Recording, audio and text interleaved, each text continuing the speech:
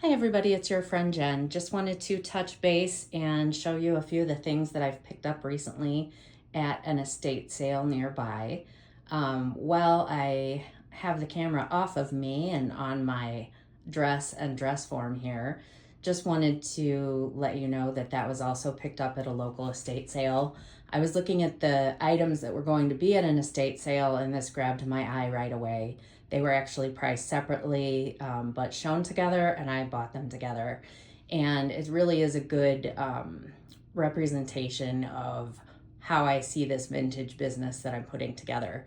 Every item actually is going to have a name once I get my website up and running, and I have named her Ruth. My grandmother was Ruth, and it just speaks to me, and I'd like to honor her in this business that I'm putting together. So I'm using the high-tech method of pausing and restarting as I show you each of the items I picked up at this last estate sale. This particular item is a Judith Liebler black snakeskin handbag with its dust bag. And she actually has a very interesting story about avoiding being sent to a concentration camp. She was in Hungary and her family fled to Switzerland on forged papers.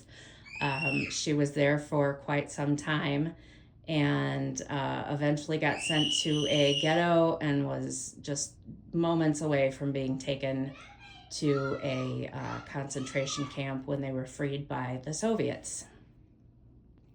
This bag is another snakeskin bag produced by Myers USA.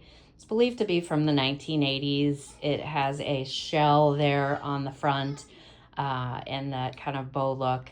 That is not my particular style, but I know there's somebody out there who is going to want this, so pick that one up as well.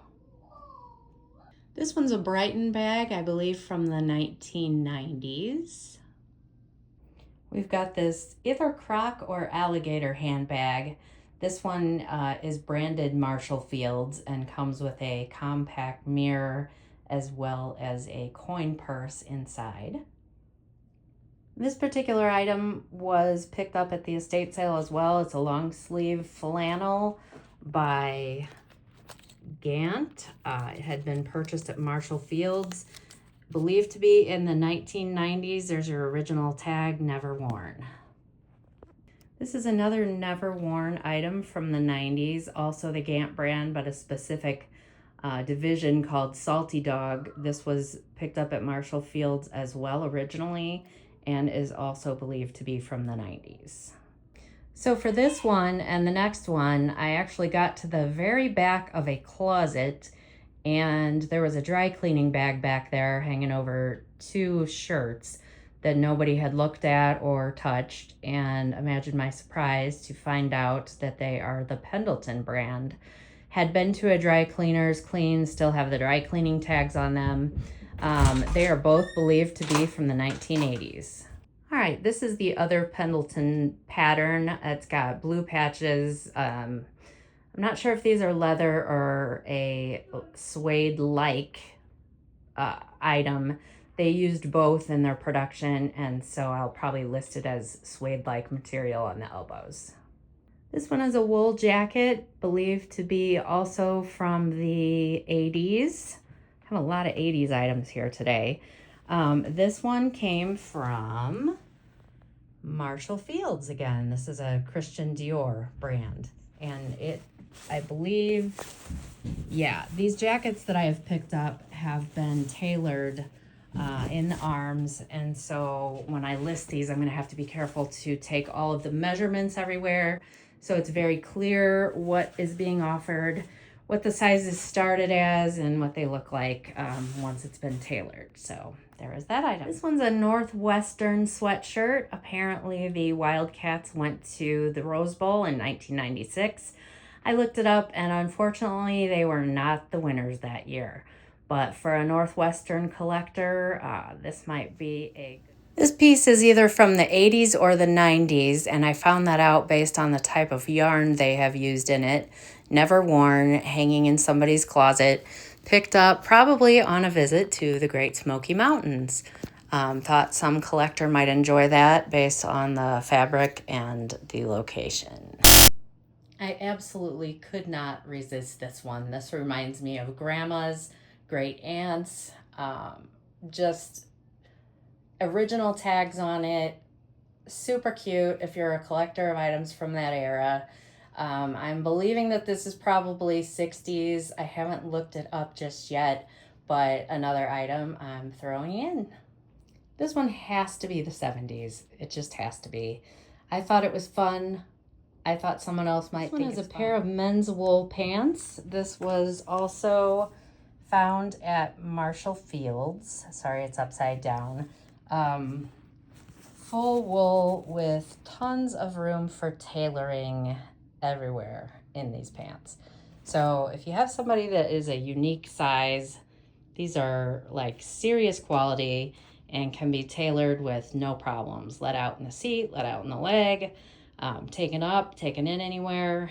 And so I picked these up. This is another pair of wool pants. This particular one is from Hagar. Branding on it is Premium Edition Imperial by Hagar. This one is also very easily tailored and just a nice pair of wool pants. This one here is a 3-piece suit. It's a mini herringbone pattern, which is not showing up well. There we go. And it is also from Marshall Field. It is tailored, and when that is the case, like I said, I'll be putting all those measurements on my site with all the details. But full 3-piece suit, wool, men's from Marshall Field. And last but not least, we have another men's jacket. This one is from the 80s, it is believed. It looks and feels like suede, but is not suede itself.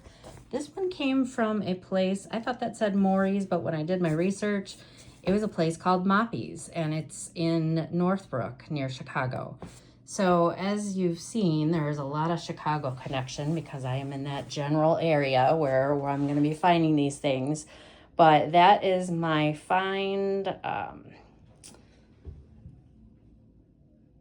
or my last find, I should say, from the estate sale that I attended. This one was actually in Beecher, Illinois, and a far south suburb of Chicago, and these are the items that I found. So those will be showing up on my sites. Just wanted to give you all a good idea of what it is that I'm picking up, what it is that I'm looking for, and hopefully what it is that I'll be selling. So hope you all have a great day, and we'll talk soon.